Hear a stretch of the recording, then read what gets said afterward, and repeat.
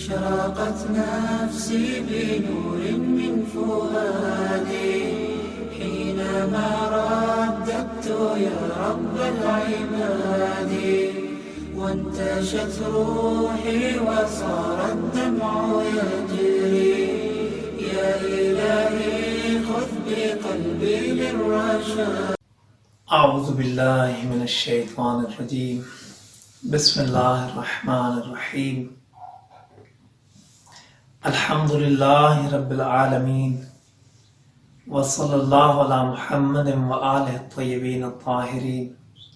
أما بعد فقد قال الله سبحانه وتعالى في كتابه المتين بسم الله الرحمن الرحيم إن الله لا يظلم مثقال ذرة. عزیزان محترم، عدل الہیہ کے سلسلے میں گفتگو کا سلسلہ جاری ساری تھا. کچھ مقدماتی عرائض آپ احباب کی خدمت میں پیش کی گئی. اس سے ہمیں اتنا سمجھ آیا کہ عدل الہی کے متعلق ہمیں عمیق، دقیق اور تمام تر باریکیوں کے ساتھ آگاہی پیدا کرنے کی ضرورت ہے. ہمیں ضرورت ہے کہ ہم سمجھیں عدل الہی ہماری زندگی میں کہاں کہاں مؤثر واقع ہوتا ہے، کس طریقے سے ہماری زندگی کو سمت و سو دیتا ہے، کس طریقے سے ہم عدل کی مباحث کو، عدل کے بارے میں صحیح معلومات لے کر تو آگے بڑھ سکتے ہیں، اس نظام ہدایت الہیہ کو سمجھ سکتے ہیں. تو گفتگو کا سلسلہ یہاں پہ رکا تھا کہ پروردگار کی عدالت کا تقاضا یہ ہے کہ وہ ہدایت کا انتظام کرے. ایک ایسا انتظام کہ جو واقعاً تمام تر مشکلات کے باوجود، گمراہی کے تمام تر اسباب کے باوجود، گمراہیوں کے ان شدید ترین طوفانوں میں بھی ہمیں بچا کے لے جائے اگر ہم اس سے جڑ کے رہیں تو یہاں پہ عرض کیا تھا کہ پروردگار نے یہ وعدہ کر دیا ہے اِنَّا عَلَيْنَا لَلْهُدَى، ہدایت کی ذمہ داری ہم پر ہے. وجہ بھی یہی ہے کہ خدا ذرہ برابر ظلم نہیں کرتا.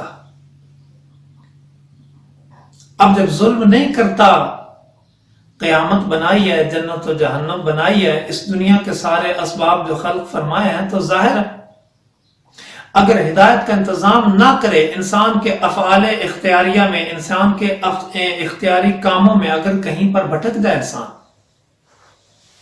جبکہ خدا کی طرف سے اس کو سمیٹنے کا کوئی انتظام موجود نہیں ہے، اس کو سنبھالنے کے لیے کوئی موجود نہیں ہے، اس کو رہنمائی کرنے کے لیے کوئی موجود نہیں ہے، پھر بھی خدا سزا دے کہ تم بھٹک گئے تھے، تو ظاہر ہے یہ عدل الہیہ کے خلاف ہوگا. خدا نے ہدایت کا انتظام کر دیا. انشاءاللہ جب نبوت امامت کی مباحث آئیں گی تو وہاں پر تھوڑا اس عدل الہیہ کے ذیل میں گفتگو کی جائے گی. اب جبکہ پروردگار انتظام کر چکا ہدایت کا، تو کیسے استفادہ کیا جائے؟ پروردگار نے انسان کی ہدایت کا انتظام دو بنیادی حصوں میں کیا ہے. پہلا انتظام ہماری کوشش کے بنا ہمیں عطا ہو گیا، ہماری زحمتوں کے بنا ہمیں ہدایت عطا ہوگی، جس سے ہم ہدایت فطری کہتے ہیں، معرفت فطری کا نام دیتے ہیں. لہذا پروردگار نے انسان کو فطری حوالے سے جب پیدا کیا تو مسلمان پیدا کیا. رسول خدا ارشاد فرماتے ہیں کل ولد یولد علی الفطرہ، فطری طور پر ہر بچہ مسلمان پیدا ہوتا ہے، خدا پسند پیدا ہوتا ہے، اسے توحید کے سائے میں زندگی گزارنا پسند ہوتا ہے، اچھا لگتا ہے. لیکن ہدایت کے اگلے مراتب کے لیے انسان کو اپنی کوالیفیکیشن جو ہے وہ حاصل کرنی ہوگی، انسان کو ریکوائرمنٹس پوری کرنی ہوگی. اور یہیں پہ مار کھا جاتے ہیں ہم. فطرت کے اس بتائے ہوئے رستے سے بھٹکتے سے وجہ سے ہیں کہ آگے جو ہدایت کا دوسرا حصہ ہے، دوسرا فیز، جو دوسرا مرحلہ ہے، پروردگار نے جو انسان کو ہدایت دینے کے لیے کتابیں نازل کی ہیں، انبیاء بھیجے ہیں، ائمہ طاہرین بھیجے ہیں، ان کی ہدایت سے جب ہم بے بہرا ہو جاتے ہیں، جب ہم ان کو مانتے ہیں، ان کی بات کو نہیں مانتے ہیں، جب ہم ان کو مانتے ہیں ان کی تعلیمات کو نہیں مانتے ہیں، جب ہم ان کو مانتے ہیں لیکن ان کے سیرت و کردار کو اپناتے نہیں ہیں، تو نہ صرف یہ کہ ہم ہدایت کی راہ میں آگے نہیں بڑھ پاتے، بلکہ وہ فطری ہدایت جو ہمیں عطا کی گئی تھی وہ بھی ضائع ہو کے رہ جاتی ہے، اور ہم فطرت کے اس خوبصورت رستے سے منحرف ہو جاتے ہیں۔ لہذا عزیزان محترم، پروردگار نے مختلف شرائط بیان فرمائی ہیں اور فرمایا ہے کہ اگر ہدایت کی راہ میں آگے بڑھنا ہے تو ان شرائط کو اپنے اندر پورا کرنا ہوگا۔ فی الحال میں صرف اشارہ کرنا چاہتا ہوں ان شرائط کی طرف جو سورہ بقرہ کی ابتدا میں پروردگار نے بیان فرمائی ہیں۔ ذالک الکتاب لا ریب فیہ ھدی للمتقین، یہ کتاب، یہ قرآن وہ کتاب ہے جس میں کوئی شک نہیں ہے، لا ریب ہے یہ کتاب، اپنے ہر پہلو، ہر حصے کے اعتبار سے لا ریب ہے، کسی حوالے سے اس میں کوئی شک نہیں۔ لیکن اس کتاب کو اگرچہ ہم نے کتاب ہدایت بنا کے بھیجا ہے، لیکن ہر بندہ اس سے بہرے مند نہیں ہو پائے گا۔ اچھا، یہاں پھر میں مشکل میں مبتلا ہو جاتا ہوں کہ اگر کتاب مخصوص کوالیفیکیشن کے بعد ہی مجھے ہدایت دے سکتی ہے تو ان کوالیفیکیشن سے، ان ریکوائرمنٹس، ان شرائط کو پورا کرنے کے لیے بھی تو مجھے ہدایت درکار تھی۔ یا پھر رحمت اور کرم میں پروردگار ہماری مدد کرتے ہوئے کہتا ہے کہ ہاں، ہدایت کا ایک ابتدائی درجہ، ایک ابتدائی سٹیپ، ابتدائی قدم خود قرآن بھی تمہیں اٹھانے میں مدد دیتا ہے۔ لہذا ایک جگہ یہ بھی فرمایا کہ جہاں پر کہا ھدی للمتقین، وہیں پر دوسری آیات میں یہ بھی فرمایا ھدی للناس، تمام لوگوں کے لیے ہدایت ہے۔ یہ پہلا درجہ، پہلا قدم ہے، لیکن ساتھ ہی یہ بھی بتا دیا کہ اگر یہاں پر رک گئے تو نہ صرف یہ کہ آگے نہیں بڑھ پاؤ گے، پیچھے جو تم پر عطا کی گئی ہے، تم پر فضل و کرم ہوا ہے، اس کو بھی ضائع کر بیٹھو گے۔ تمہاری بقا صرف اور صرف ہدایت کی راہ میں آگے بڑھتے رہنے میں۔ جہاں رکے، صرف رکو گے نہیں، فنا کر دیے جاؤ گے۔ کیوں؟ دشمن گھات لگائے بیٹھا ہے۔ لہذا فرمایا آگے بڑھنے کے لیے، قرآنی ہدایت کے اگلے مراتب کو پانے کے لیے ضروری ہے کہ اپنے اندر ان شرائط اور صفات کو پیدا کرنے کی کوشش کرو۔ ھدی للمتقین الذین یؤمنون بالغیب، اپنے ایمان پر محنت کرو، اپنے ایمان کو نکھارنے کی کوشش کرو، اپنے ایمان کے اجزاء کو سمجھو، اپنے ایمان کے تقاضوں کو سمجھو۔ صرف زبانی ایمان قبول نہیں کیا جائے گا۔ احسب الناس ان یترکوا ان یقولوا آمنا وهم لا یفتنون، کیا صرف ایمان کے دعوے سے بس چھوڑ دیا جائے گا، کوئی آزمائش نہیں لی جائے گی؟ میں عزادار حسینی ہوں، میں امام حسین علیہ السلام کا ماننے والا ہوں، چاہنے والا ہوں، عاشق حسین ہوں، میں علی کا شیعہ ہوں، یہ دعوے بہت بڑے ہیں۔ دعویٰ کرنے میں تو لوگوں نے خدائی کے دعوے کر لیے، دعویٰ کرنے میں تو لوگوں نے نبوت کے دعوے کر لیے، امامت کے دعوے کر لیے۔ دعویٰ کرنے میں کیا جاتا ہے؟ دعویٰ کوئی بھی کہیں بھی کچھ بھی کر سکتا ہے، ضرورت صرف دعووں کی نہیں ہے، اس دعوے کو ثابت کرنے کے لیے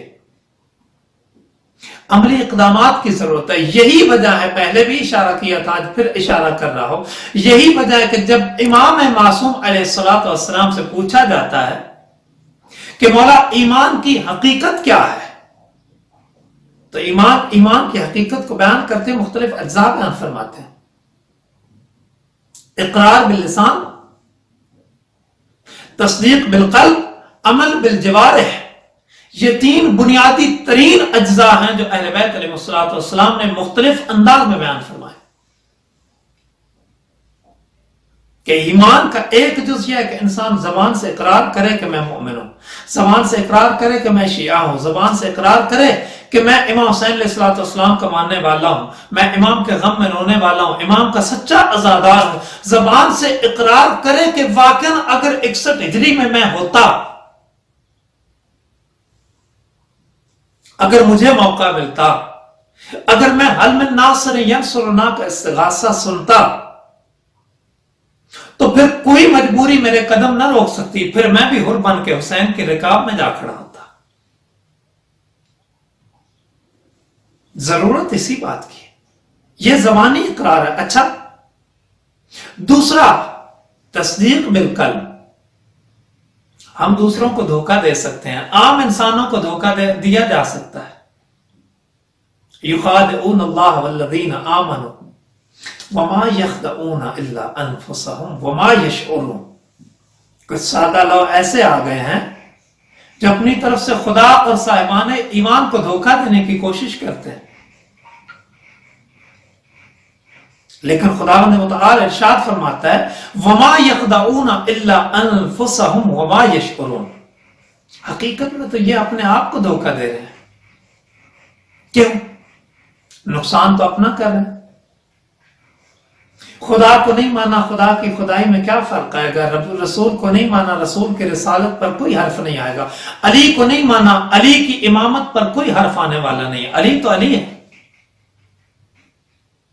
دھوکہ اپنے آپ کو دے رہے ہیں کہ علی والے ہیں. جب قیامت کے دن پتہ چلے گا کہ آج کے دن رسول خدا کی وہ حدیث سچ ثابت ہو رہی ہے جس میں فرمایا تھا یا علی انت وشیعتک هم الفائزون, اے علی بس تو اور تیرے شیعہ ہی فلاح پانے والے.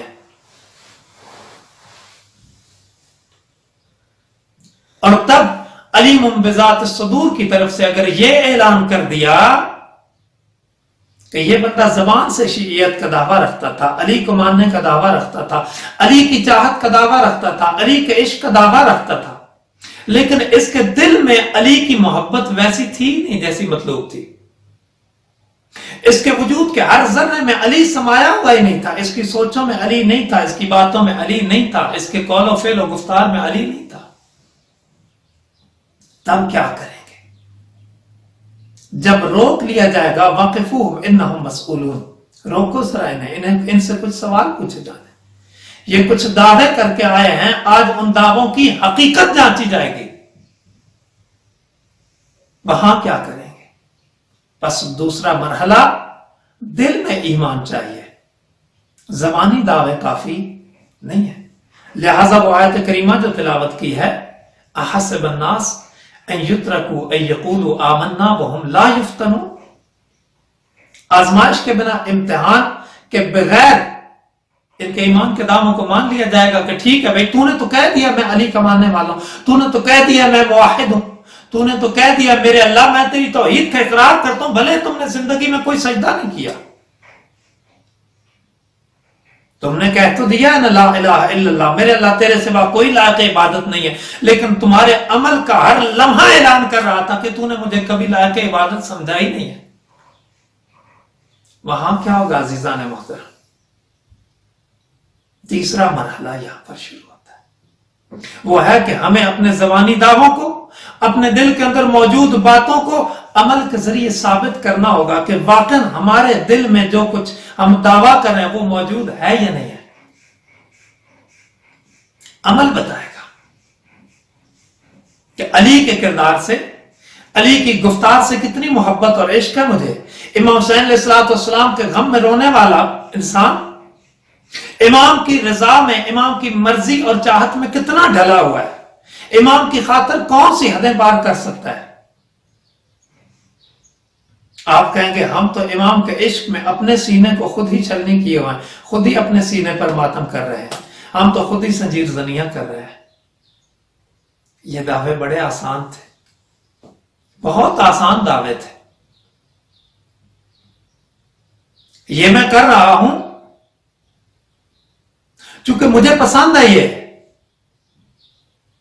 ذرا یہ بھی تو سوچوں, کربلا کی تاریخ کو ذرا اٹھا کے تو دیکھوں کہ مولا تجھے کیا پسند ہے. اب جب کربلا کی تاریخ کو اٹھا کے دیکھتے ہیں تو سمجھ آتی ہے. مولا فرماتے ہیں انی احب الصلاۃ, حسین کو نماز سے عشق ہے, حسین کو بندگی پروردگار سے عشق ہے. جتنی عبادت کر لو اس پاک ذات کی, جتنے سجدے کر لو اس پاک ذات کی بارگاہ میں, حسین کا من نہیں بھرتا ہے. اصحاب حسینی بھی اسی طریقے سے تھے, انصار حسینی بھی اسی طریقے سے تھے. مسورات, بچے, نوجوان, جوان, بوڑھے. اب اس آئینے میں جب میں دیکھتا ہوں تو مجھے اپنا بدصورت چہرہ نظر آتا ہے. میری نمازیں قضا, میرے روزے قضا, میرے سجدے بے روح. اب سمجھ آتی ہے کہ مجھے تجدید نظر کی ضرورت ہے۔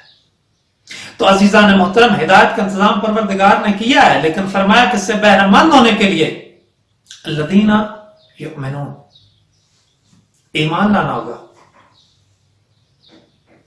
غیب پر۔ یہ غیب کا لفظ بڑا وسیع ہے، فی الحال چونکہ موضوع گفتگو کچھ اور ہے تو اس پر بات نہیں کر سکتے کہ غیب کے زمرے میں کیا کیا آتا ہے۔